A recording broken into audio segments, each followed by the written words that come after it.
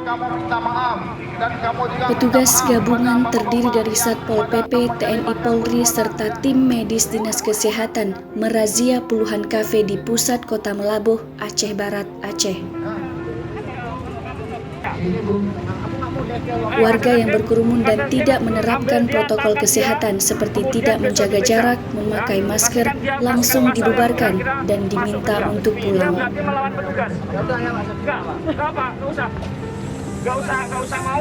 Ketegangan sempat terjadi antara petugas dan pengunjung yang tidak menggunakan masker dan menolak saat dilakukan swab test oleh petugas.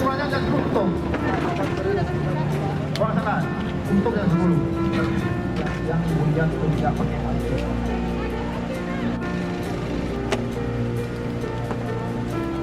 Petugas juga memasang garis polisi dan menutup sementara kafe selama 1 pekan ke depan. Hal tersebut dilakukan karena tidak menyediakan alat cuci tangan.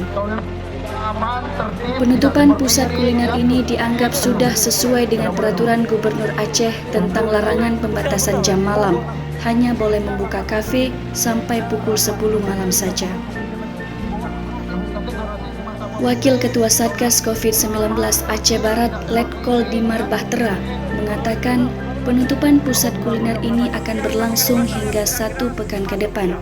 Jika masih melanggar, maka izin usaha akan dicabut. Termasuk masalah waktu sampai dengan jam 10. Nah, ini kita temukan, ini tidak melaksanakan protokol kesehatan dengan benar, ya.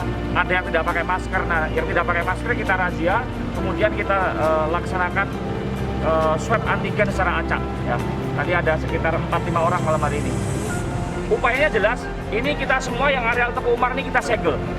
Jadi memang kalau tidak bisa melaksanakan protokol kesehatan, tidak bisa berkumpul dengan benar, ya mending tidak usah kumpul sama sekali.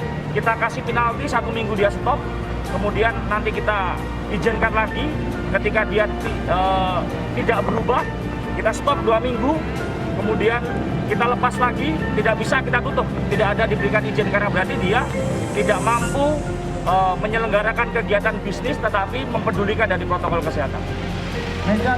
Razia ini sengaja dilakukan untuk menekan lajunya COVID-19 di Aceh Barat yang terus meningkat sejak sepekan terakhir. Supriyadi, Aceh Barat, Aceh.